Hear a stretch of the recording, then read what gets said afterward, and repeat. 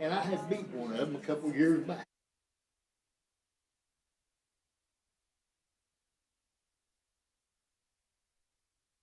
This was 30-06 Lincoln. And the backup, I threw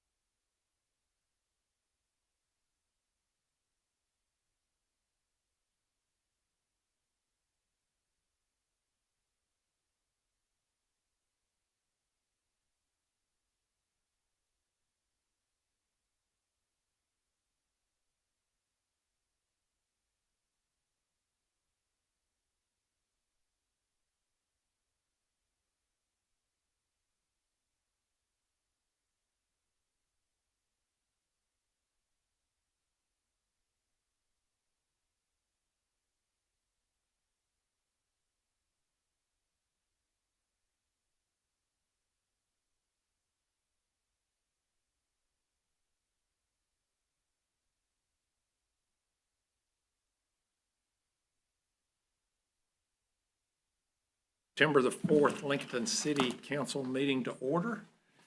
If we could all rise for a moment of silence. And before we get into the agenda, I want to do a special recognition for Larry Mack Hovis. Larry Mack is my next door neighbor, but he served on city council for 20 years and was a firefighter. He has given more to Lincolnton than about anybody I can think of. And he passed away this week. His funeral is tomorrow. And I just wanted to take a second during your moment of silence. Please think about his family. Thank you.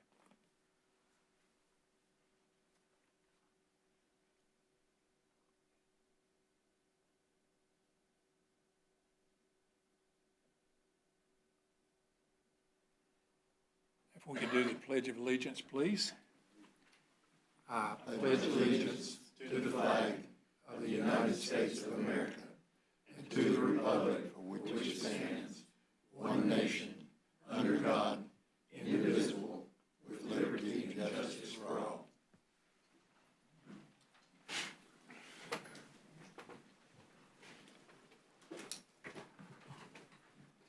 You've had a chance to look at the agenda. Are there any additions or deletions to the agenda? And I'll look over, Richie, are you going to cover the sign that we were talking about during the meeting? I've had discussions with department heads. I've actually can discuss it with the highlights if you want to, either way. Okay, Yeah. that'd be good. Okay, thank you. Okay, if there are no other additions or deletions, I'll entertain a motion to approve the regular agenda as presented. I make that motion to approve it. Motion by Jill. Any discussion? Hearing none, all those in favor signify by saying aye. Aye. Anyone opposed? Motion carries. You've also had a chance to look at the consent agenda items. I'll entertain a motion to approve the consent agenda items. Motion to approve. Motion by Kevin. Any discussion? Hearing none, all those in favor signify by saying aye. Aye. Anyone opposed? Motion carries. Now we're down to the public comment section, and Mr. Alan Hall. okay. Alan? I know I don't need to remind you, but the usual 3 minutes, sir.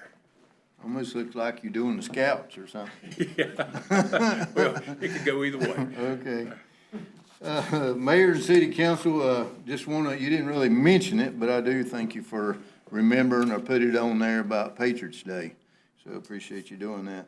But also, just want to bring it to your attention that there are now 78 cities in the United States that has declared and made an ordinance declaring or outlawing abortion in the city.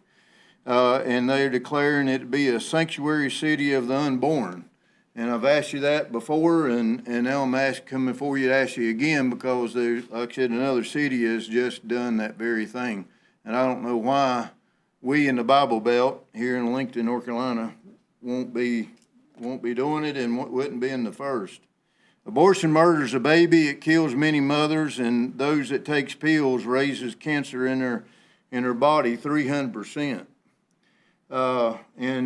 Sometimes I take things for granted, so I want to read you Genesis 1:1. It says, "In the beginning, Yah created the heaven and the earth was without form and void, and darkness was upon the face of the deep. And the Spirit of Yah moved upon the waters, and Yah said, Let there be light, and there was light." I want to bring you to attention as well that current events that everybody knows, and we've seen the flags down at half-staff or half-mast. And there again, I've asked you, come before you and asked you before to protect the children and people of Lincolnton by documenting and saying by an ordinance and a proclamation or whatever you want to call it, that there are only two genders. We have people, children, and whatever is confused, and mainly because of our silence of supposedly what sex they are. And so we are allowing murdering of people because leaders will not stand up and say the truth. Where John 1 said, in the beginning was the Word, and the Word was with Yah, and the Word was Yah. The same was the beginning with Yah, and all things were made by him. And without him was not anything made that was made. In him was life, and the life was in the light of the men. And the light shineth in the darkness, and the darkness comprehended it not. So, like I said, we have the Word, and we all kind of say we believe in it and everything else, and then we say we believe in the Constitution. And the founders of this nation understood the Word. They were not all Christians, for sure, but they all believed in some form or fashion and had respect. So, and there's a lot in the Declaration of Independence, and there's actually a lot in the statutes of North Carolina that make it plain. And I would shake with fear to go before the courts with what's in the North Carolina statutes if we would read it as it's supposed to be before court. Thank you. Thank you, Alan. Mr. Matt Sin.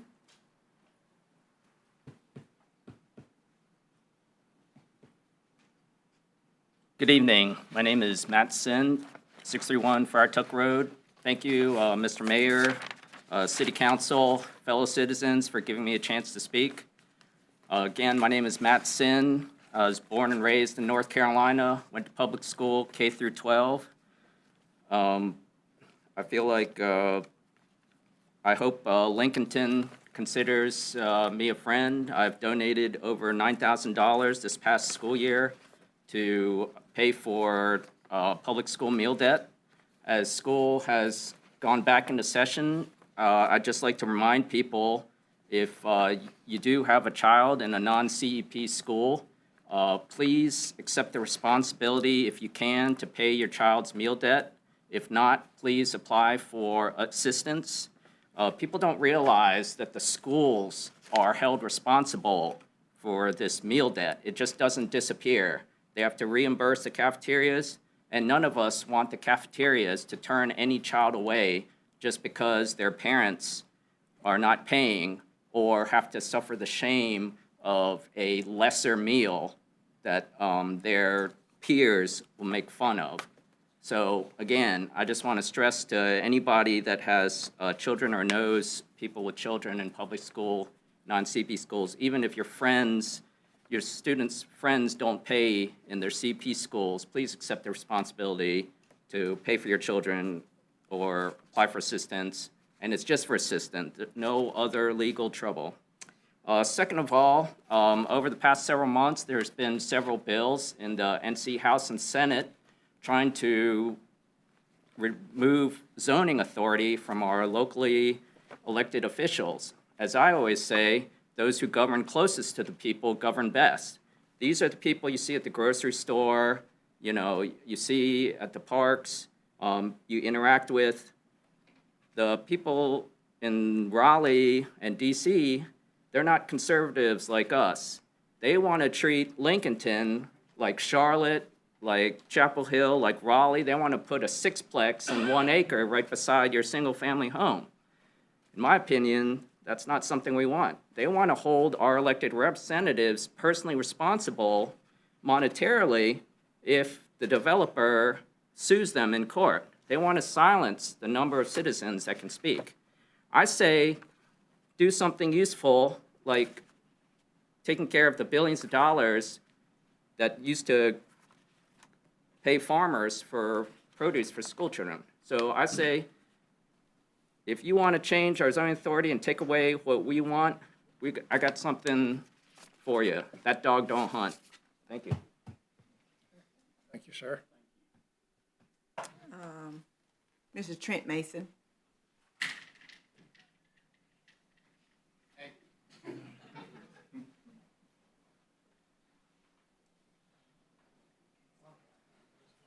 I do apologize. Ashley had a great idea right as I was about to come up here. She was like, you should have had, Chris play some intro music for you, maybe flick some lights and everything as to get ready for Dance with the Stars to give you a little taste of what was about to happen. But I didn't want to make Jean feel bad and show her up and everything, since her and Jason are also dancing. But anyway, Trent Mason, 207 Mockingbird Lane. I know y'all really missed me by last meeting. You know, it was one of those things, and I got to apologize to Todd. You're, you know, like me and Ashley, we weren't here. You know, everybody was kind of night off. I think I saw Gene out. You know, it was just, and you're in here getting an award. So congratulations, sir, to you and your group for that. I also want to say thank you to Sergeant Rushing, Police Department, Fire Department for National Night Out. It was always, you know, I hate that the weather wasn't as great as it's been. We canceled hours, you know, and you know, I ended up at the Child Advocacy Center eating ice cream. You know, I wasn't too upset by that, but I had a lot of salsa left over. It was supposed to go to the fire department, but then all my neighbors took it. So, you know, I'm sorry for that. It did not make it to you all, as I said earlier. This past month, though, like Kevin saw you down at Live After 5. It was, great weather. You couldn't really ask for much better than what it was. That crowd, it's chairman of the board, so they're always going to bring a lot of people with them. And, it was a great time. I got to watch my girls run around, lose their minds, get jacked up on everything sugar that they could. And, as soon as we get there, it's all about getting an icy and then some ice cream and, everything else. I think I do worry for Richie, because I think every time my girls see you now, they try to tackle you. They're at the right height to really take you out too. So just make sure you keep your head on a swivel when you're out in public. Ed, you're always smart. You're always sitting down, and they can come run up to you. You don't have to worry about it. But Richie's over there. Other thing too, Part 5K. They do a very good job through the Historical Society and the church. My daughter ran in it once again. I don't run. I don't know how and why she likes to run. But she came in second overall for her age group, meaning all the way up to, I think, 12 or 13-year-olds. She beat most of the charter schools cross-country team. She ran it at 28 minutes, so I got to give it to Caroline for that. Other great things have been happening. Hometown Kitchen. Roby, I know you like it. I finally tried it. It's fantastic. I'm glad that they were able to open up. Pickle Finish had their 1-year anniversary this past Saturday. My daughters did the scavenger hunt. I think it was a great way to get people out, explore, and visit these different merchants that are downtown. And then, the youth fishing day, great job, Todd, Scott. That was y'all's thing. You'll give it 125 fishing rods, right? I will say, though, we do need to keep in mind Woodmill, what happened with them. Proper Revisions is having a tough time, so please shop local and go to these places and support them. Also, you got the Candace Helm 5K, September 13th. The September 12th is the Lee Boy Cruising, and September 20th is Cruising for a Cause. We got a lot going on. And then, of course, Dance with Our Stars this Saturday. Yeah, I shall be there with my bells on, right? As long as I can beat Jean, I'll be happy, right? She likes to talk crap to me. So I hope to see all you there. Roby, my whole dance is just for you, man. I said my whole dance is nothing but for you, because you and Lorinda are. You and Lorinda are over there talking about it. I told you, you get a little donation to to help me become People's Choice Award. I'll give you the sneak peek that you want. All right. Thank you.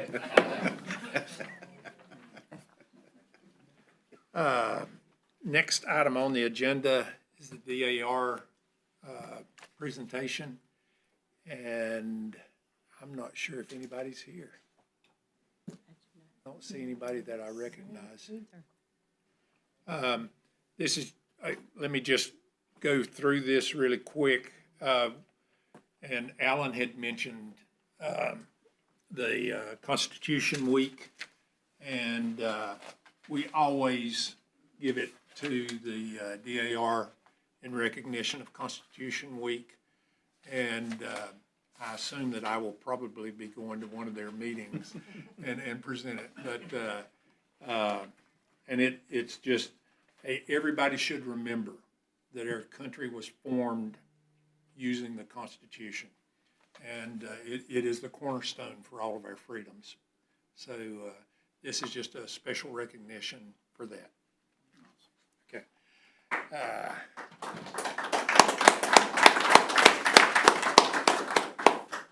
And next up, I'll introduce Hayden for a little presentation about the social media. And I'll say this before you even get started. I don't have a clue what social media is. Roby and I are dinosaurs whenever it comes to a lot of the modern technology. But hey, I have already talked to Chris. I'm going to break down and do the Facebook and all that stuff. So I have reached a point in my life that if I want to know what's going on in Lincolnton, I need to go ahead and bite the bullet. You're making a big mistake. Well, hey, it won't be the first mistake that I've ever made. But Hayden, I'm anxious to hear about this. Thank you, Mayor and City Council. Good evening, and thank you for letting me come up here and explain a little bit about social media. I know it can be a daunting task to learn and such, but I'm not going to throw any big terminology at you. I'm just going to explain it in simple terms. It But needs again, to be very simple. Thank you. so again, my name's Hayden Andrews. I'm an engineer at the fire department. I'm currently assigned to Engine 2 on B shift. I'm at the station across the street from the hospital. Come see me sometime if you haven't. But just over, again, today, we're just going over the fire department's progress of how we're going on social media and how we're being more transparent and showing the community what we're doing and what I've learned while I've, sorry, lost my words, but what I've learned into using social media for our community. Because just real briefly, because back in like 2023, back when I was a firefighter, I was seeing other fire departments show off their crews, show off their fire trucks, showing off the big fires that they went to and how they're training. And I thought that was really cool. And luckily, our command staff at the fire department allowed me, with some guidance, allowed me to post our pictures and show our community what we're doing. And luckily, Chief Hevner, he sent me to a social media class and a series that was tailored specifically for fire departments and how we should use social media for our community. And it gets down deep in the weeds. But don't worry, again, I'm here to keep it all simple for you. So I made a little short presentation for you. And this is some of the basic stuff we're going over today. Again, I'm just bringing to you what I've learned in this class in the social media series, and I'm going to show you what our results have been so far. So in America today, around 73% of the population uses social media to connect and share news. And even today, as you can see, Lincoln Town Talk or just on Facebook in general, our own small businesses are using social media to create their brand and to boost their brand and let everyone know that, hey, we're here on Main Street, ready to serve you with our product. So social media is big, and it was on a very heavy trend, especially since COVID. Everyone was getting more online. And 2024, it saw a significant increase of users getting on social media and creating accounts. And as that little graph there on a little bit, just to explain more locally other than just America as itself. With our audience, with the fire department, luckily we've, you can see that most of the age groups is pretty even out. Where our most highest age groups on Facebook is around the age 25 and up to 55 and up. So it's a pretty steady and even age group that we're talking to, that we're showing content to. And our younger population is more into visual content, so they're more on Instagram. They like to see pictures. And meanwhile, the more seasoned population likes to, read all about it. So.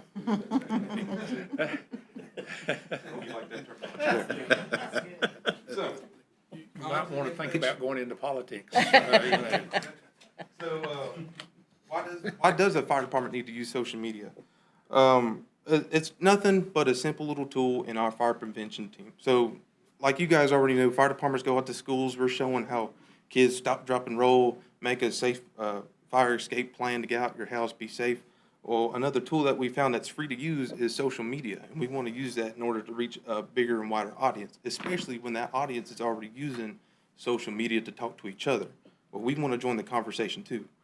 And it also is it's a resource to be transparent to our community and its to our community and the visitors that come and visit Lincolnton.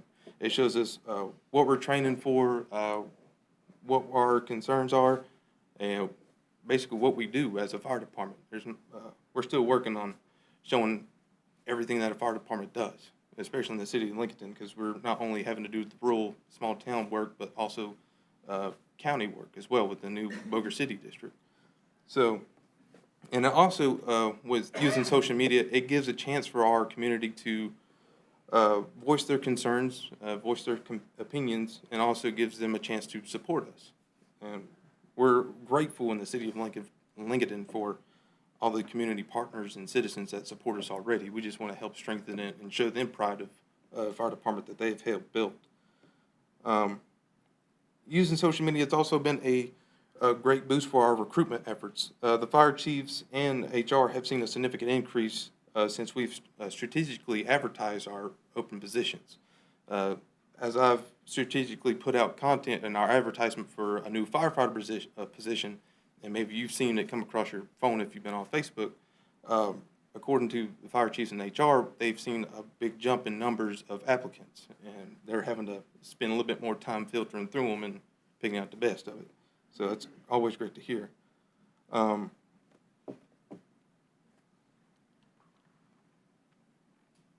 yeah, on to the next one. So a little bit more about the process of how I go and make the social media content. First, again, it's super simple. I'm only making content for the city of Lincolnton and the visitors. So I go out and do a little bit of research of who's using Facebook, who's using Instagram, what kind of emergencies have been happening, or are the more seasoned population more prone to falling? Can we start posting information to help them overcome that challenge? And what can we do to provide a resource to help them prevent from getting injured? And hopefully lowering the call volume for us while also protecting them and letting them live a happy life. And then rather than going on to the quality part, rather than quantity and putting out a lot of Facebook posts and Instagram pictures, we want to put out high quality content, so therefore it gets my viewers' attention. They read it, they retain the information that I'm giving them. Not only am I showing them a cool fire truck that may be going down the road, going to a fire, but every now and again I'm going to explain a little information on how, hey, you should probably check your smoke alarms, test them out, make sure they actually work, and not just, listen to them every time you overcook your bacon. And when I go into managing the content, this is where we strategically plan out when we should post this content, what part of the day. There's even research of going as far as the busiest time of day for our community that's on social media. It's usually in the afternoon, if you were wondering. But we take all this information to account so it benefits and we get the most out of it. So we're getting most of the audience attention, and they're retaining the information. And of course, at the very end of after every post, it's going to have to be monitored for comments, because talking about transparency and giving social media a voice for the community, we want to be able to use social media to engage with them, answer those questions that they may have, which we've done in the past, helping them give more of an answer and not having to rely on Lincoln Town Talk to give them an answer. So we get it straight from the horse's mouth, so as they say. So here are the numbers, the results. This is from July of 2024 to July of 2025. What these numbers mean, during that 1 year time span, we've reached over 552,000 people. That's just accounts. So our content somehow made it to their phone screen, their computer, at some point during that year. And as we started doing more high quality content and being consistent, we gained over 3,000 followers on our Facebook. And as we continue to build interest, you can see that even if it's an incident, you can see that 44,000 people just visited our profile, and that's probably where they're trying to get more information about an incident, or if they're trying to just get more information about us. And the big number that I like here, and what's most important, is the content interactions. Because I can show you a cool picture, or it may come across your phone. That's awesome. I'm not here for reach. I'm here for engagement. If I can get your attention and engage you to like my picture, engage you to comment on my stuff, then what's the point of making information content when I can't get you to talk with me, talk about it? So I do like that we got around 18,000 interactions between users on the Facebook and Instagram. And regarding advertisement and job applications, we do post our link, so they can go straight directly to the city's website and apply for the firefighter application. We got over 1,400 link clicks during that year, and they're able to go in and fill out for a job application. And that may be them even double checking if we're still open and what all we have. And going into our future goals with this, obviously it takes a lot of work. I didn't think it would at the beginning, but I plan to making a long-term team into our fire prevention, especially in our efforts in the community risk reduction, and I'll hopefully talk with our chiefs and command staff on making a employee incentive to maintain the high quality and consistent content for life safety and fire prevention. And also, as we're kind of being an example for the other city departments, and luckily, if you haven't seen Parks and Recreation, they were also doing this as well, and they're doing a fantastic job. But as other city departments, city streets or somewhere might need to post alerts about street closures on social media, or the city itself, that person may need some legal guidance regarding the legal guidance between municipality working on social media because public records and such. So we want to make sure that we're being confident in making this content and not being afraid of, So just a little bit of motivation, encouragement, and I think we can make something great out of this and continue to be transparent to our community and let them know what we're doing and letting them have a chance to ask questions and speak freely on social media. So as far as that, you guys have any questions for me? Questions of Hayden? Hayden, good presentation. Thank you. Very good. Very good. Enjoy it. Thanks, Chief Hefner, for encouraging this. Okay, next item on the agenda, we're down to the regular agenda, and I'll turn it over to Pam about the amendment for the budget ordinance. Good evening. I do have, as you say, you like it when you bring adding money. I do have a request to add additional funds to our budget. I also have a request for your blessing on some financing for our garbage truck. So we'll do our budget amendment first. As you look at our budget amendment for September, I'm asking for approval to add approximately $98,000 to our budget. As you can see, the majority of this, especially in general fund, is going to be from our fees. When we did our schedule of fees for 25-26, we added a fair number of additional fees. The police department is collecting for some reports and things they never did before, and they've done very well, as you can see on your budget amendment.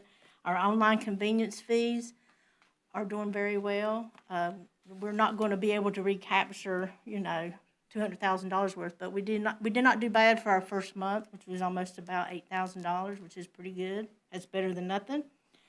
Again, Denise is working really hard with the other departments about insurance settlements. As you can see, we've gotten several of those. I did mention last month, Chris worked very hard with AT&T to get a credit. So you'll see we got a $46,000 credit from our AT&T bill for telecommunication services. That'll help with his department. The same for water and sewer. The majority of these are insurance-related settlements that we received. A lot of these were from some damage from electrical storms and some other weather-related insurance settlements we got. But if you have any questions, I'll be more than glad to answer them. This is the total of $97,716 to add to our budget for this month. Okay. If you'll also see here, I did an RFP out for some financing for our garbage truck back in the budget retreat. Capital We have in our budget to purchase a new garbage truck for $420,000. You approved that capital project. As you will see, the financing for this, and give credit to Nathan for getting a good deal. It's not gonna cost us that much. We're only looking at $408,000 for a garbage truck, so that's a good, $1,000 savings right there. But as you can see, we're, the lowest rate went to United Bank with a 4.42% interest rate. And I'm just asking for your approval to move forward with financing for our garbage truck with United Bank. Any questions, I'll be glad to answer them. Okay, I'll do two different motions, one for the budget amendment on the ordinance. I'll entertain a motion to approve that first. So moved. Motion by Roby, any discussion? Hearing none, all those in favor signify by saying aye. Aye. Anyone opposed? Motion carries. Second motion that I would like to entertain is for the financing for the garbage truck. Motion to approve that. Motion by Kevin, any discussion? Hearing none, all those in favor signify by saying aye. Aye. Anyone opposed? Motion carries. Thank you, Pam. Okay, next item. Gene, and you can't trash talk. I'm not interested. Here's the only, this is not trash talk, and this is the only thing I would like to say, and this is not criticism. While Hayden's PowerPoint did tell you the effects of what he does, I wish that he had shown you his work, because his work is fantastic. The content that he provides is really, really good, and I wish that I wish he had shown that, because it's really neat. But that was it. I'm not going to trash talk, because I am not excited about dancing in front of people. So we're not going to talk about that. So we have something new for you tonight. I'm doing this for my husband. He likes attention while I do not. So what we have before you is a resolution of the Lincolnton City Council to assign exclusive planning and development regulation jurisdiction to Lincoln County for parcel ID 27960. If you look, this is an aerial of this parcel. It's off of Buffalo Shoal Road. You go down Lee Huss, and then it turns into an easement which accesses this lot. It's on 11 point something acres. When you look at the breakdown, 8.329 acres are county land, and then the other 3 acres are ETJ, which falls under our zoning. Our zoning does not allow for a new lot to be created that doesn't have road frontage. You have to have at least 35 feet of road frontage. So what the state statute says is that if you have a lot where there's split jurisdiction like this, that if the landowner can provide written consent to assign exclusive planning and development jurisdiction to whichever local government they choose. So, and if they do that, they have to submit an affidavit, and then we come to you with the resolution where you would say, yes, it's okay to assign jurisdiction to Lincoln County. The county commissioners also have to do an affidavit as well. And this is the affidavit from the landowner saying that they would like for Lincoln County to have jurisdiction, which we think is fair. It doesn't affect taxes or anything like that. This is strictly about the zoning. And this is just the actual resolution that was in your packet. I'm not going to read over the whole thing, but it just covers the facts, and it repeats what the statute says and what's required to make it happen.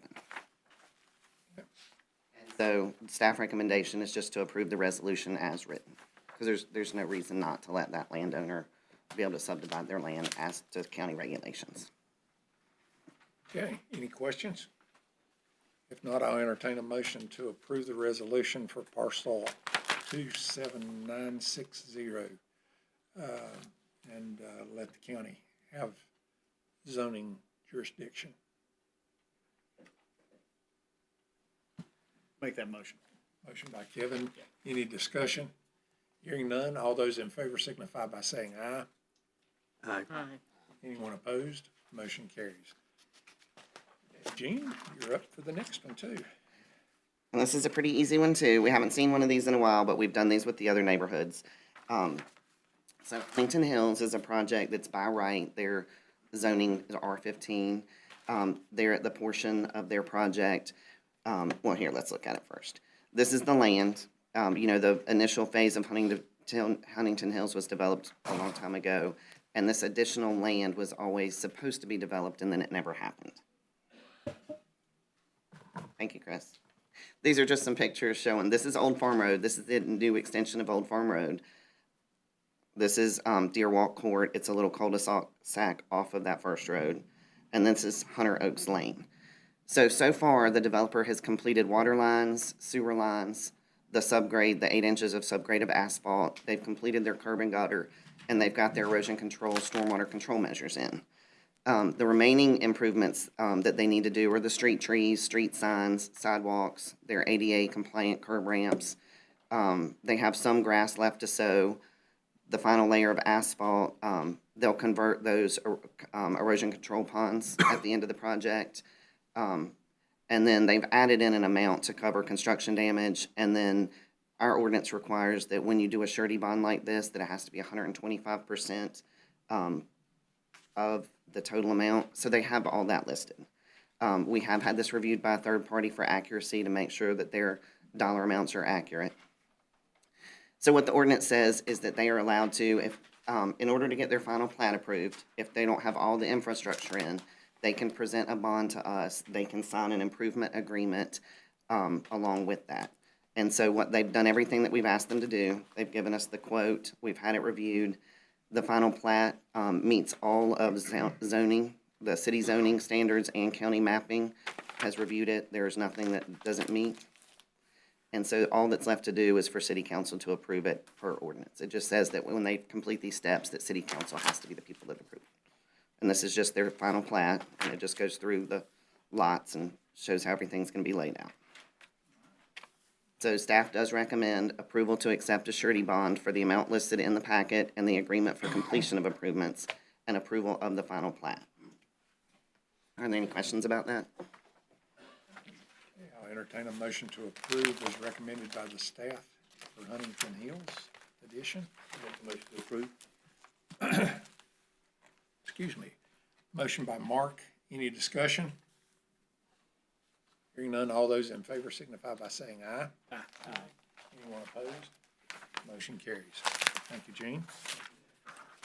Now, Nathan, we're down to request to proceed with the completion of matching fund playground grant.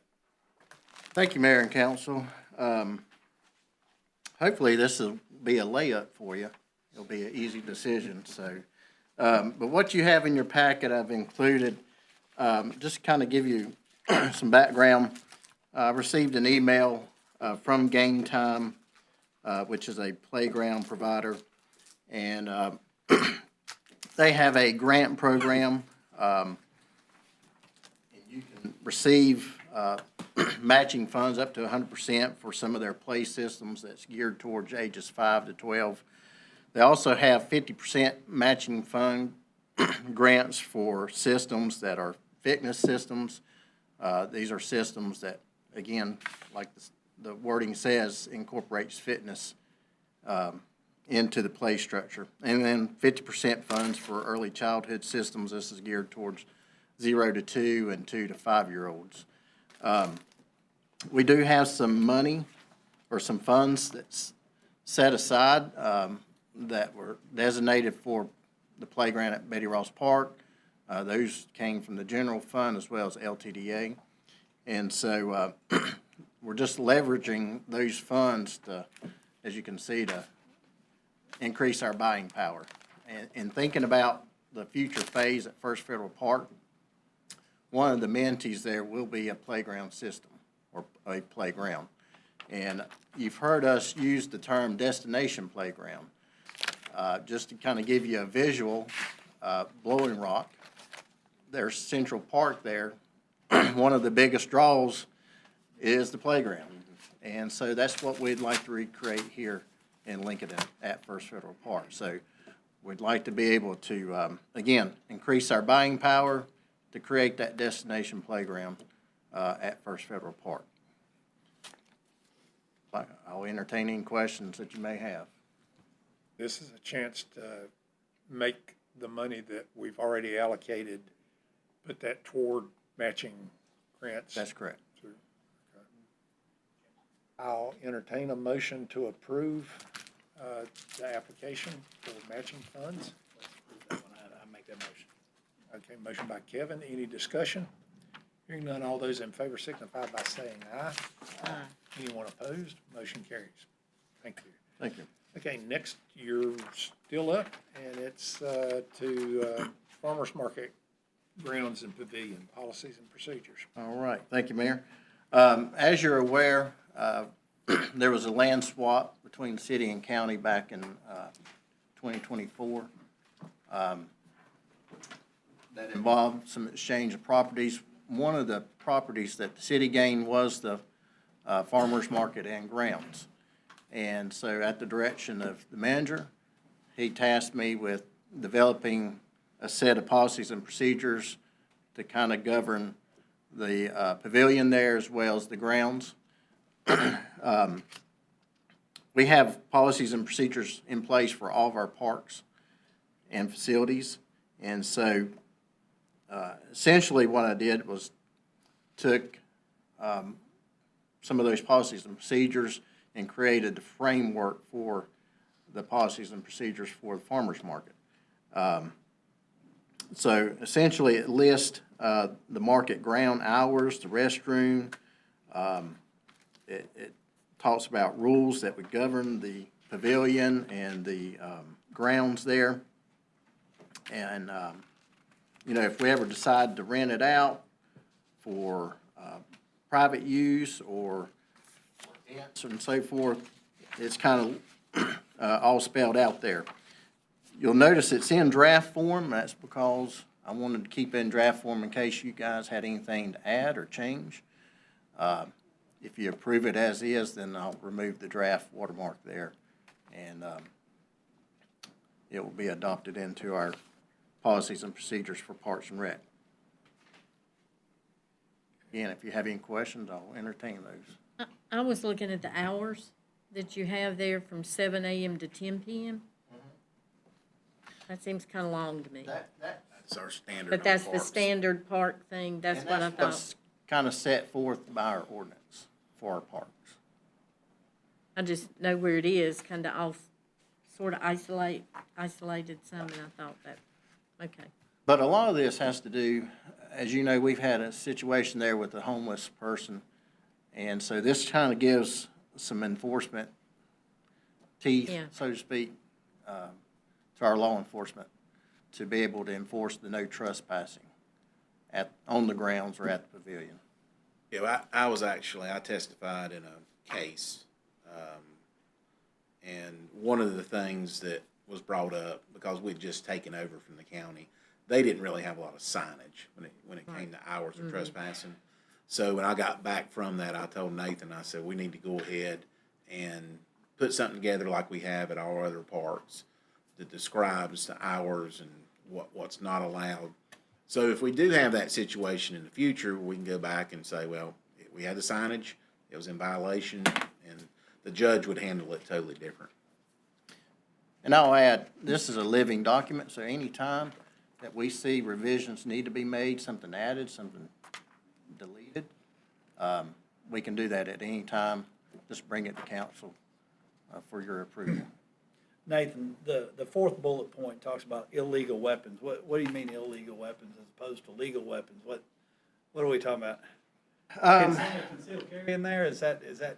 Well, we don't like to allow weapons on park grounds. Yeah. So I would consider an illegal weapon like a gun or, you know, a concealed weapon, knife. That would be, I guess, too, if you did not have your concealed weapons permit, that would be illegal. Considered an illegal. Yeah, I think in North Carolina, I don't think there's any law against having a concealed weapon in parks. There are on schools, but they've never addressed parks as a whole. So legally carry, somebody carrying legally would Correct. not be an illegal weapon. I'll have to go back and check because I think there are some general Chief, statutes. you might want to chime in, but that. About athletic facilities. If you have your concealed weapons and the class I took, there was It's nothing not about illegal. parks. Is that right? I think it's not illegal. I mean, if you got a concealed carry permit, then you're legal, so I would. And if I'm not mistaken, we're going toward, I don't know if it's been passed yet, we're going toward a Moving that way. state, but we were advised when we first we first, because you have to realize we've only been a Parks and Recreation Department since 2007, to try to address concealed weapons, because normally those are the citizens who have taken the class, and they're not the ones you're worried about. It's the ones that, whether you maybe might be a felon that's not allowed to have a weapon, or it's somebody that's trying to conceal it, without their permit, so. Okay, all right, thanks. I had another question. Yes. On the other side, the city of Lincolnton, the city of Lincolnton and/or the director of Lincoln Parks and Recreation reserves the right to cancel or refuse any community program or special event. My wording right there is not deemed to be in the best interest of the city of Lincolnton and the public. So to me, that seems vague and broad. And how, who's going to determine that if we get any backlash or any questions? That to me is broad. Is that to y'all? It's not real. Well, a lot of the special events would come through our special event process, and it would be vetted by the special event committee, so. And we don't have Determines that. what it means. Is We don't there a have that list set of up for what's rental too, deemed? but we would not allow a Is that protest listed to somewhere, happen like- there where they would take over the farmer's Right. market. Because it's really designed for the farmer's market, and we've allowed the county to use that, up to this point, and we'll allow them to use it as long as it's there. But I guess my question is, do we have written down somewhere what deemed I think it allows you, because I don't know that you could To be in the specify best every interest. event that would come up that could possibly be one that we can't- would say, this We is. have guidelines. this- It's There's what a I'm saying. danger, like, there's Yeah. a danger in this event, or. Is that written down? I'm just saying, I could don't know that you anybody could come challenge? up I don't with know who's the lawyer, everything but I that just, may be, yeah, yeah, or broad, a general kind of They're gonna catch the catch-all. yeah, and we generally put do. it by case. Okay. And these are, like I say, these are identical to what we have at our shelter rentals and so forth, because I'm not gonna tell you all the things that we've ran into over the years with shelter rentals. And we've had a wide variety of rentals, whether it's weddings or, birthdays. We've had people that, years ago, they were using it for a business, and we had to stop that, because it's not really, what we want it for. We want it for public gatherings and community gatherings and so forth. And the people know that when they, Yeah, okay. yeah. Well, they let us know what the event is. So if you're signing up for it, you say this is, and it's for a family reunion, birthday party, and so forth. And we do have limitations on numbers, and, because naturally we can't have 2,000 people at a shelter that holds 75. Okay, any other questions? If not, I'll entertain a motion to approve the policy and procedures for the farmer's market pavilion and greens. Motion to approve. Motion by Mark, any discussion? Hearing none, all those in favor signify by saying aye. Aye. Anyone opposed? Motion carries. Thank you, Nathan. And one more. One more. All right. Last but not least, some of you may be aware, October 5th, the city of Lincolnton will be hosting Cycle North Carolina. Cycle North Carolina is they have a week-long bike ride from the mountains to the coast. And they started, I think, in 98 or 99. This is the third time that Lincolnton's hosted the Cycle North Carolina event. And so you have approximately 1,000 cyclists that will start at Lake Lure on Saturday. On Sunday, they'll bike to Lincolnton. Most of those cyclists will camp at Betty Ross Park. Others will stay in hotels, local hotels.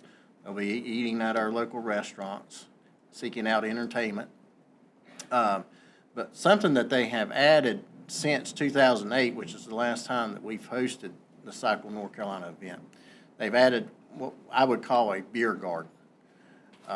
Typically, they have a sponsor that purchases the beer, and then as riders come into the stop, they can go up, exchange a ticket or whatever, and get a beer.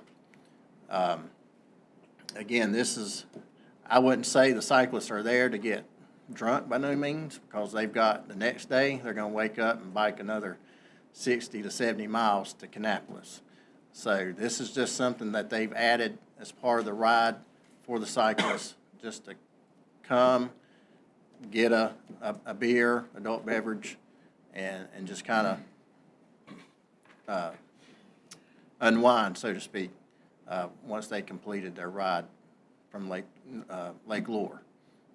So, based on our policies and procedures for our parks, it's listed in our park rules, no alcohol permitted. And so what I'm requesting is that we have a special use approval to allow them to distribute and consume alcohol on park property. Questions? If not, I'll go. So we're gonna have drinking beer on our public kids' playground with arms. Somebody can be walking around with a pistol. Is that right? On the side, we decided that, and that's what we want in our town. Well, this would be, I don't think so. well, this is not just anybody, because really the park will be closed It for makes no difference. For cycle. It's people we don't know. You wait till the public finds it. There's some mothers that's gonna be crying out big time when they find that we're opening our parks up to beer. And I know there's nothing wrong, in my opinion, but it's gonna happen. I just think it's wrong. It's opening up a can of worms. It'll be something else the next time. I don't know, we'll take a rule and bend it like we're doing this. Not much use to making rules we're not gonna stick by them. Raby, I will say, when the park is open to the public, we can't, as staff, be there to police everybody that comes and goes. So I'm sure there's people that bring beer and consume it on park property already, and they could be packing too. Well, So then why don't we catch them? well, it's kind of hard to. I think the one thing about this event is the park will be closed. Is the park gonna be closed to the public that Sunday? That's correct. So it's just gonna be for the bikers? That's correct. And, yeah, so if I rode 40 miles or 50 miles or however long it is from there to there, I'd probably want a beer too, so I don't see a problem with it. The reason this was put in the policy, it really actually was not thinking Betty Ross, but it could be. I mean, there's communities that do like events, you know, that involve it. But it was actually put in there for First Federal Park with the stage in case the Culture Center wanted to do an event or whatever. And like Nathan said, this is kind of new to Cycle North Carolina. I don't know if it's something that the riders have asked for or whatever, but yeah, in this situation, the park will be closed. There will be nobody in the park but staff in Cycle North Carolina. Let me ask you a question. They have a whole entourage coming. I mean, they've got. Yeah, it's a city. They've got the riders, they got the rider support staff, they got their chase cars, they've got everything. Masseuses, I've been told, that their own personal people that give them a massage after they run that whole thing. Are they responsible for maintenance of picking up after themselves in the park, or who's responsible for I know cleaning last up? time we didn't have anything. Yeah. Besides, we imagine kept it the would be a mess. restrooms, we kept the restrooms full. As you can imagine, that many people, Yeah. paper towels and toilet paper. But as far as the park goes, you know, they pick up after themselves. We made sure we had plenty of trash cans, you know, at the park, but we didn't have any issues. And this was 2008. Right. Yeah. It's a big event, and the plan is that they're gonna use the facilities. I think, DDA is requesting restaurants stay open on Sundays for those riders, and just to try and encourage this, because it's a pretty big deal. I mean, it's a pretty cool thing. I imagine, I've not seen it yet, but what I hear about it's pretty neat. Well, you got riders from 40 states, and so you really want to showcase your city. But our rule for parks says, what's our rule for our parks? But if you want alcohol, it has to come to council. Correct. I thought you just said it was not allowed and you were wanting to do a special thing. I mean, Well, the how's rule policy stated? is that The if policy you're is- gonna ask for alcohol during the event, the council would have to council approve has it. Has that ever happened before? Are we first? Well, now, I would assume that this is gonna be everywhere they go, that they're gonna be Yeah. providing this service, but if Seems we like- done it, if we done it in a park, Seemed like, the cultural center was gonna request, wine They did, for and then First they- Federal Park, but we they ask wound for up this? pulling. and then they canceled it, Okay. yeah. Yeah, Did it we was, ask for this? Did we request them to come No. here? they come this to, is they a- come to us, yeah. What it is they, and like I said, we've hosted it twice now, 99 and 2008. 99, They 2008. didn't ask for it then. No, It wasn't a part So- of So something. my thing is, this is our first time that we have to decide that, and we're setting a precedent. I think it's gonna be a wonderful event. I'm opposed to doing that for I just think it's gonna set a precedent. I don't, it's nothing against cycle whatever, but I don't think that's the right thing to do. But I can voice my opinion. In the eighties, I think, that national bicycle, it was a nationwide thing. It rode out from the other side of the country all the way to the East Coast. And they come through Kings Mountain. I can't think of what the name, that big biker was big at that time, and I can't. But anyhow, the state of North Carolina had to clean up the mess. And I got appointed about 50 inmates to go to Kings Mountain. They had it over there. It was in a field, that's all I can remember. But I know it was a mess. It was a mess. Have we had issues with them in the past with a mess? only one I was involved with, and Nathan too, was 2008. Yeah. But no, we didn't have any issues. Even in, well, I'll be honest with you, we had less issues because the park was closed. yeah. I was involved with 99 as well there, and there was no issues. Listen, they want to come in, they want to be good stewards. And As far as Cleaning up, downtown. we're talking about allowing alcohol, Right. which is against our, We're talking about two different things. Should the state They all would fine? get one ticket. yeah, I think they will get one. I think they normally it's one beer.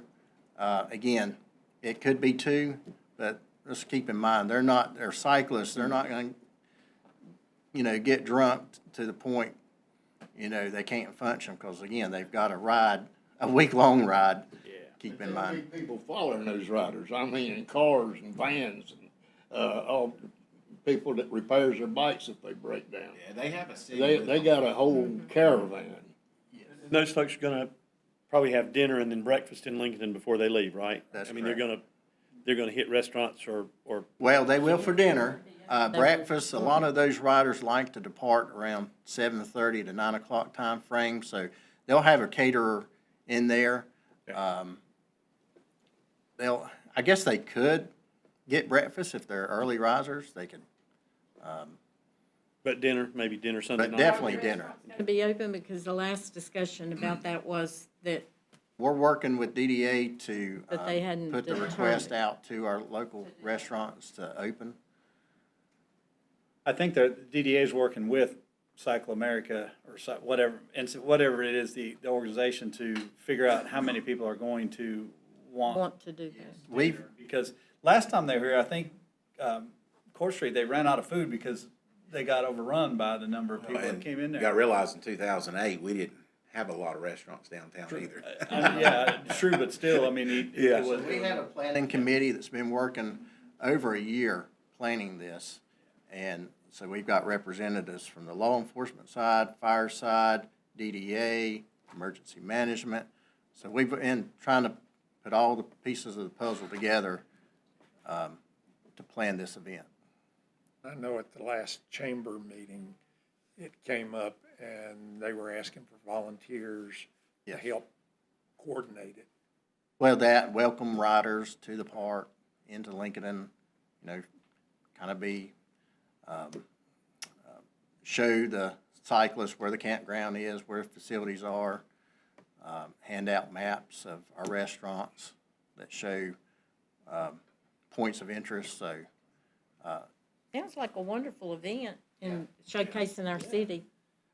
but I brings a don't, lot but of I'm people. against the precedent that that's. Brings a set. lot of people that may or may not come through Lincolnton, especially the ones that are from the eastern part of the state. Yeah. 'Cause they'll come in and then basically they end at their, their home, whereas the people in the mountains Are coming yeah, down. and they'll have to come back, they'll have to be shuttled back.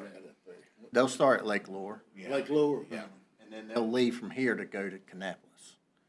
I think they wind up at Wrightsville Beach. It changes every year. Okay, if there's no further discussion, I'll entertain a motion to approve the consumption of alcohol at Betty Ross Park for this specific event. I'll make that motion. Motion by Kevin, any discussion? Hearing none, all those in favor signify by saying aye. Aye. Anyone opposed? No, I'll break the tie and an affirmative that we allow that. Thank you, Mayor. Thank you, Council. Next item on the agenda is approve the contract for water main, and I'll turn it over to Todd. Good evening, everyone. We took bids for a water line extension on John Howe Memorial Drive.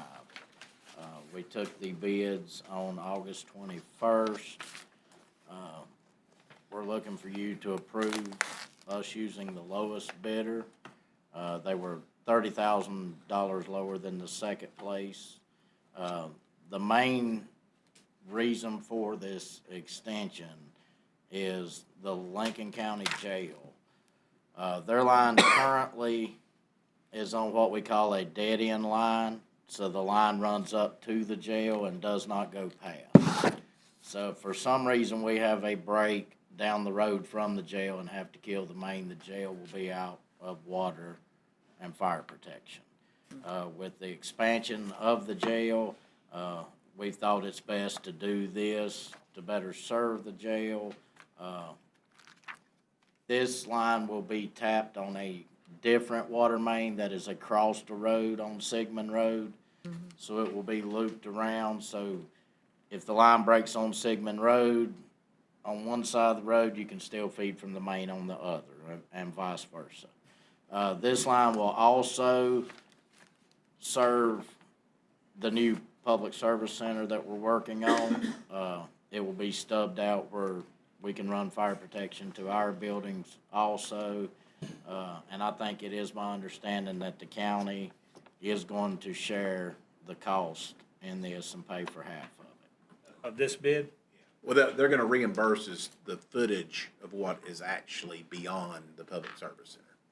So, we were gonna put our line in regardless. Right. So, when you make that turn on their road, or when you come off our property onto the road, from that point to the jail, they're gonna reimburse us for that. So you saying if something happens to our line, we just can tap into it? And But what it is we've got a line on each side of the road, a line now on Sigmund that's on the same side as the jail. And it goes up and goes into the jail and just stops. We have another line that's on the opposite side of the road that runs on out and feeds Boger City and feeds McAllister Tank. So the lines actually feed from different locations. So if we had a problem with the line on one side of the road, we could always have the other line feeding the jail and giving them fire protection all the time and not leaving them at risk. And like I said, plus it will benefit us and fire protection for our new public service center. We'll be able to loop it through our property, and if we choose to, tie it back to that same line that the jail is currently on. So we'll be in the same situation as the jail where we could serve. And the county's gonna reimburse us a portion of this amount. Yeah, we'll split the cost of the bore and the tap, and then we'll just go by footage after that. And it's a 10-inch water main that they're running. They currently have an 8-inch water main. So this will help with their fire department with their flows and the sprinkler and stuff, especially with the new addition that they're doing right now. And then their animal services building as well. So it's a win-win for both organizations. And Lewis Site Works is the one that we're recommending. They were the lowest bidder, and they are also the ones that are currently doing the water line relocation on the court square. By going by and stopping and inspecting what they're doing, because it's gonna be something that they're actually relocating our water main now. But looking at their work and inspecting what they've done, I mean, they went above and beyond on some of the things that they have done. We've not had to crack down on them or ask for anything other than what they've done, so. And you're recommending Lewis. Lewis Site Works, yeah. Okay. I'll entertain a motion to approve Lewis Site Work. So moved. Motion by Roby. Any discussion? Hearing none, all those in favor signify by saying aye. Aye. Anyone opposed? Motion carries. You need to, whoever was working up at the court square when it was raining so hard, you had about 5 guys out there doing in front of city lunch. They was down in the ditch. You couldn't even see them, it was raining so hard. You see that? I started laughing. That's no better not to get mad. Yeah, that was the distribution collection, guys. That's part of, the line comes across and feeds the tax office and city lunch. Part of what they're going to kill on the court square. So we chose to run a new line up in front of city lunch from down at Water Street, so that's why the road's been like it is. They were hoping to finish everything up tonight once the tax office closed. I don't know how that's going for them right now. I got a text a while ago, it didn't sound like it was going too good. Good, yeah. Thank you, Todd. Okay, next Oh, item my on the gosh. agenda is to approve the Student Advisory Council appointments. You've got, I won't go through each one, but you've got the list per school. I would like to add one, and she had just called me back that she does want the recommendation, but that would be Jocelyn Ruiz, and she's a kid that I met this summer with the Apple Queen mock interviews, and it showed a special interest in local government. Which school is she from? That I can't answer, but she does want to be appointed to that. So I'll entertain a motion to approve the list as presented with the one addition. I'll make that motion. Motion by Kevin. Any discussion? Hearing none, all those in favor signify by saying aye. Aye. Anyone opposed? Motion carries. And our first Student Advisory Council meeting is not this Monday, but the following Monday, Quicker every year. 6 o'clock. Six. You have it here? That meeting is here? Yes, sir. Yes. Okay, next item on the agenda is the city manager's update and activity report, and I'll turn it over to Richie. First, just some monthly highlights. We've put the city page in your packet. I'd like to mention a few promotions that we've had since our last meeting.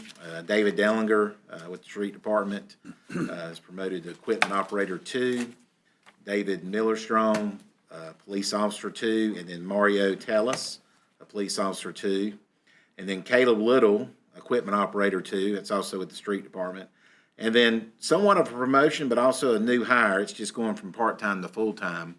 But Andrew Flowers is a recreation program coordinator. And Andrew's a kid that came through our programs, our flag football program, and has worked with us part-time for a while now. So we're looking forward to having him on as full-time. He's from the community and knows a lot about our Parks and Rec program. Just a few training and certifications. Daniel Perry, Mr. Daniel, has completed his ICS 100 and 200. Y'all probably heard those mentioned at our workshop the other day. Those are from FEMA. And then Colton Castell, intermediate certification with the police department. And then Captain Tony Potts is actually at the FBI National Academy Chief, how long will he be there?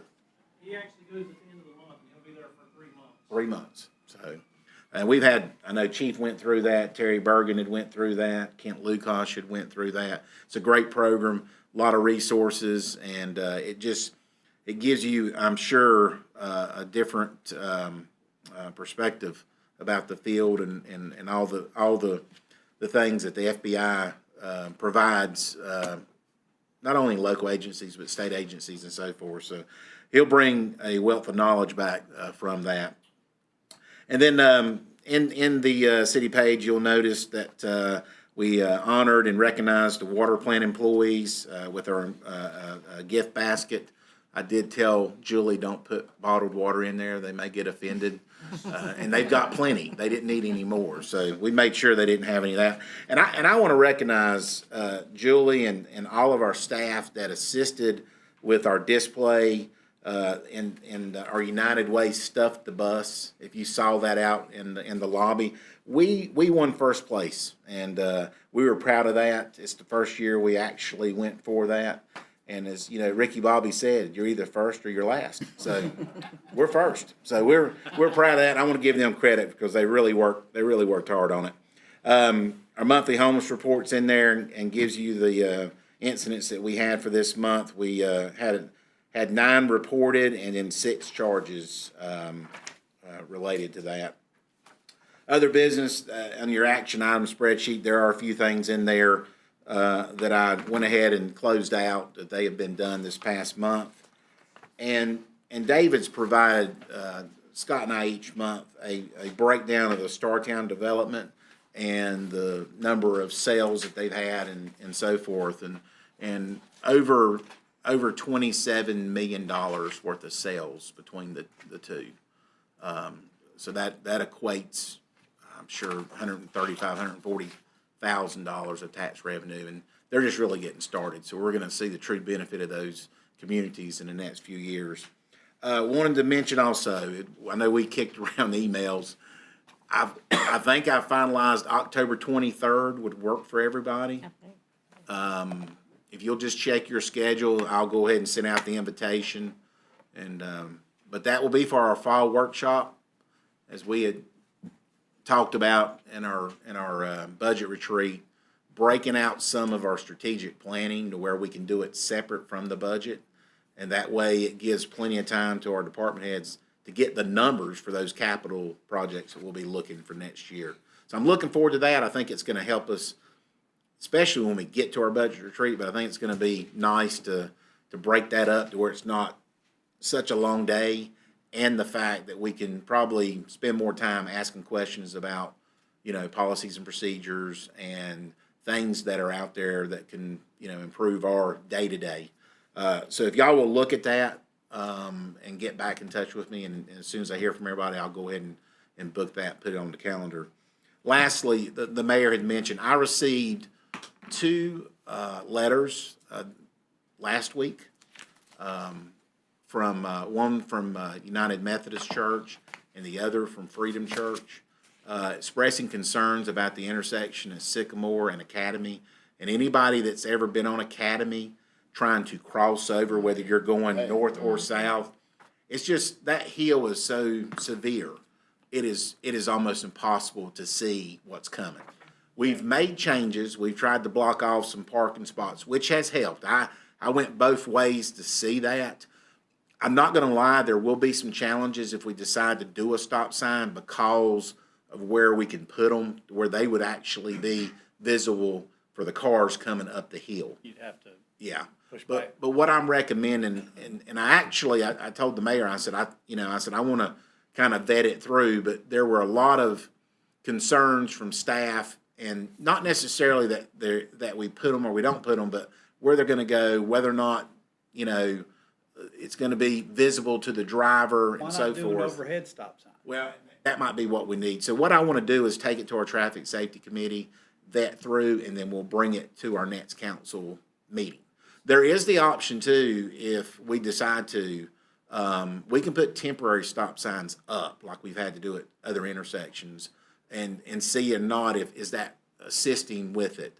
But I can honestly say, as somebody that uses that intersection quite a bit, it is hard to see. Well, you've gotta sneak out there, and by the time. But one- you Yeah, have just- blocked some, you've already blocked It's some too of late to get those. back. have. And Yeah. so The that one- helped me a lot. The I one mean, that, concern we have, and we can do this possibly through flashing lights, but at the end, especially in certain times of the year, but when you're coming up that hill and the sun is setting just perfect, you're blinded at that intersection. So if we decide to put a stop sign there, we need to make sure that we have, pedestrian crosswalk signs. We need to, I don't want to look like Vegas, but I want to make sure that people know, because, what we ran into with our other stop signs is people like myself and people in this room who had gone through a certain intersection their whole life, and there was never a stop sign. And we sat out there and just counted the number of stop signs ran before we actually started giving tickets. Well, see, it's funny because when I come to that intersection, I always, just because you stop everywhere else along there, I always kind of stop. So I think it's no brainer. I think you just do that, figure it out and do it. Yeah, I think, like I say, I'd like to have just a little time to vet through it, because whenever we do it, we want to make sure it's right. But I do understand, especially with young kids, on a Sunday trying to cross, because it's a hard intersection. There's not enough land there to put a stoplight or anything like that. So we're going to have to do it with stop signs if we do it. But I just, like I say, I want to take it to our traffic safety committee. That has worked so well that we've got time to vet through these things before we come to council. So the what ifs have already been answered. But Great place for young people to learn how to drive stick shift. Yes. What if we go ahead and take action and then pending, that way if it comes in the middle of the month or that whatever. would be fine too, pending.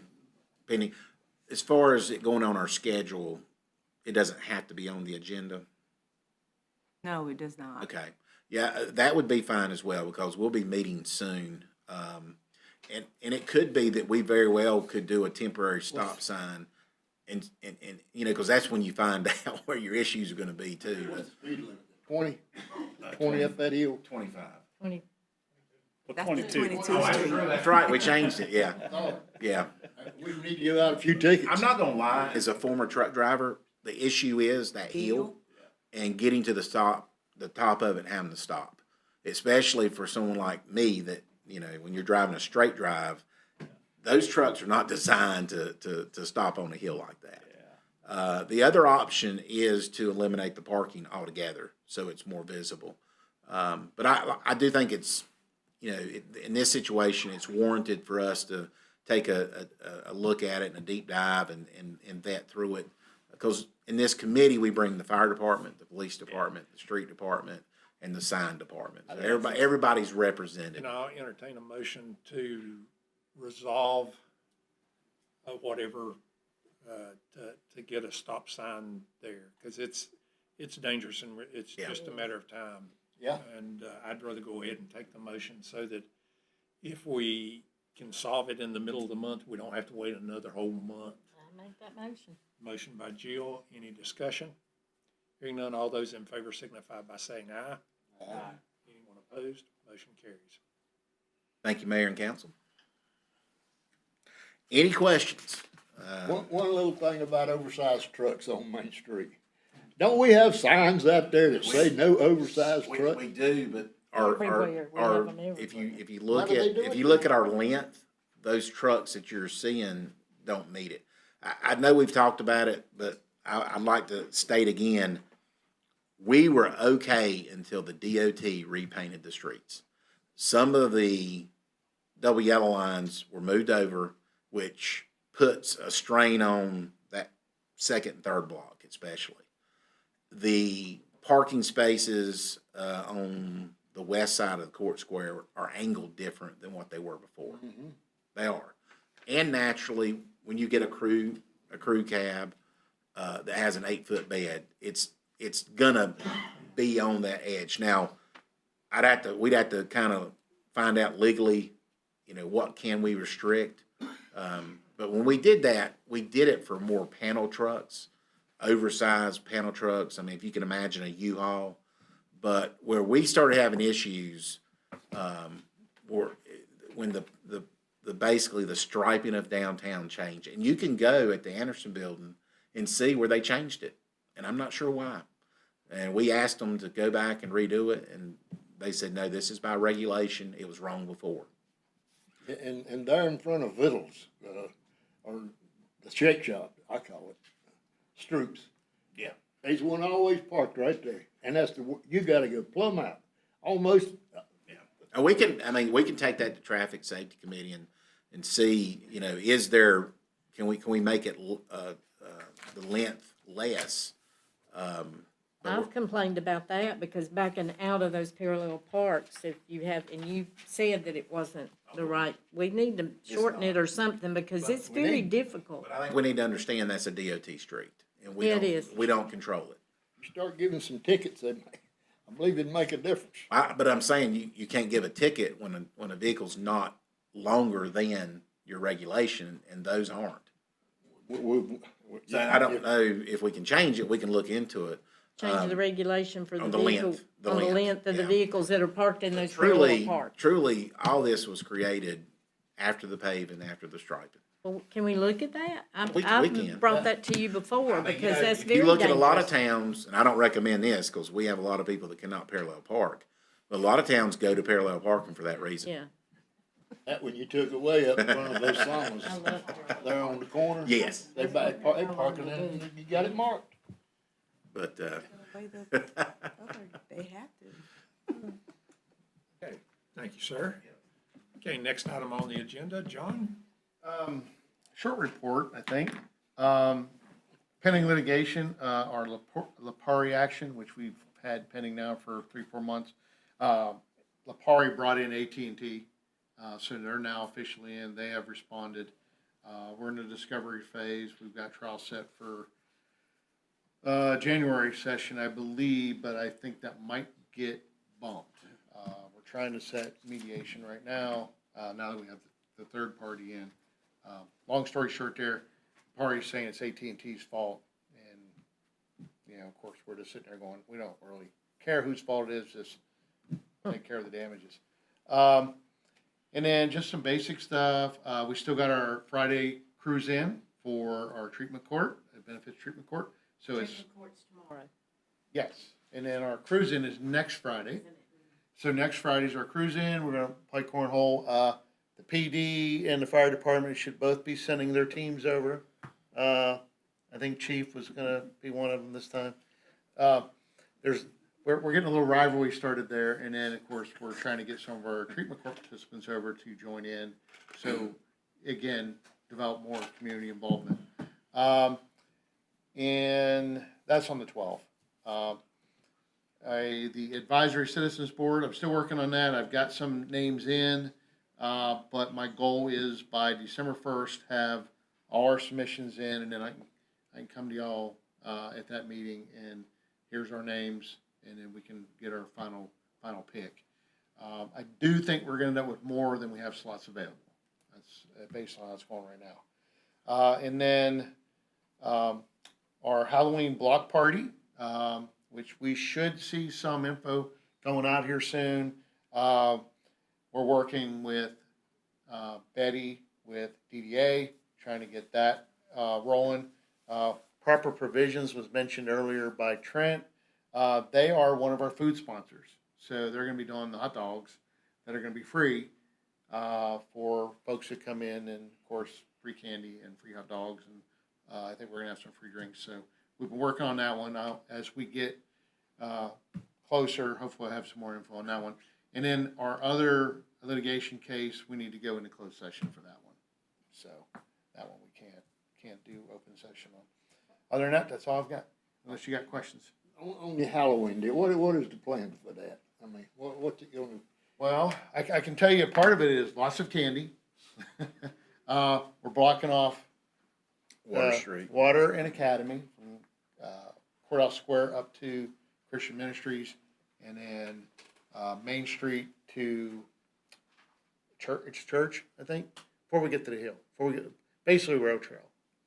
So, It is Church Street. Yeah. Yeah, so we're gonna block those streets off, starting, well, I think the event's gonna run from, 5 to 8, is what I think we finally settled on the hours. We've got West Side Cruisers are bringing some of the old cars in, they're gonna decorate the cars to basically trunk or treat. The Ground Zero is basically gonna be my office there on the corner of the old Frank Beal house.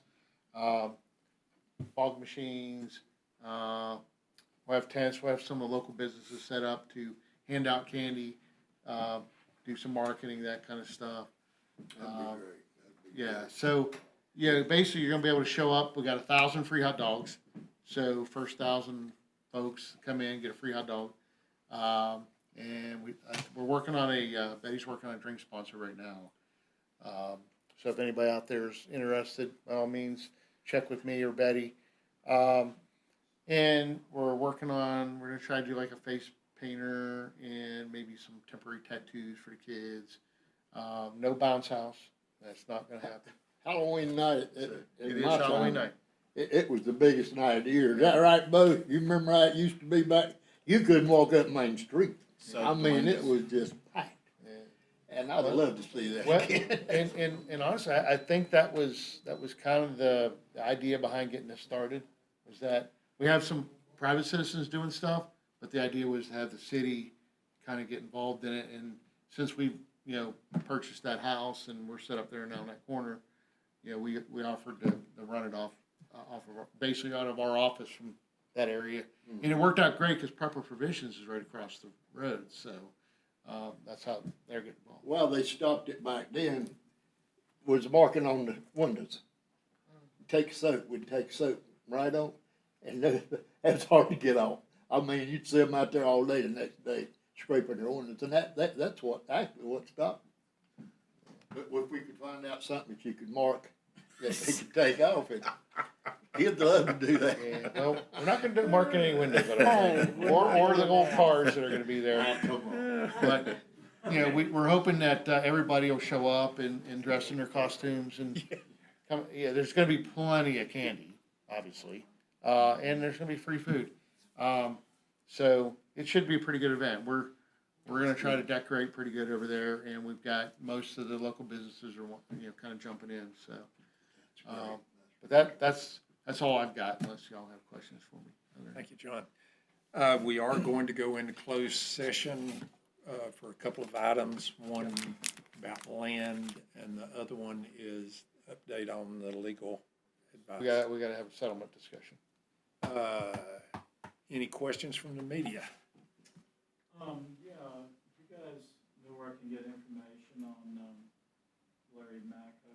I'm not talking about obituary, I mean his biography, his connection to the city. Yeah, they're working on, they were working on that the other day. I would say probably the best bet is to contact the family, family. his wife, and his daughter. First took office in 1995. I'm pretty sure of that. He served 20 years. If you wanted to find out some personal stuff about him, Gene Shuford, he will be here tomorrow. Him and Larry Mack were probably the best friends. I mean, the best of friends, and they run around together many years. And Gene Shuford could tell you if you want to know that type, Well, obviously, it's notable that he was on the city council. Mm-hmm. Oh, I think well, that'd be great. Yeah. He was sworn in December of 1995. And 20 years. 95, and he was given, he was recognized with a plaque for 20 years of service, December 3rd, 2015. You said he was also a firefighter? Volunteer, yeah. Volunteer. Okay, thanks a lot. And oh, by the way, Halloween night is also the night of the West Lincoln. Oh, yeah. Yeah. Football game, which may take on a little bit more intensity.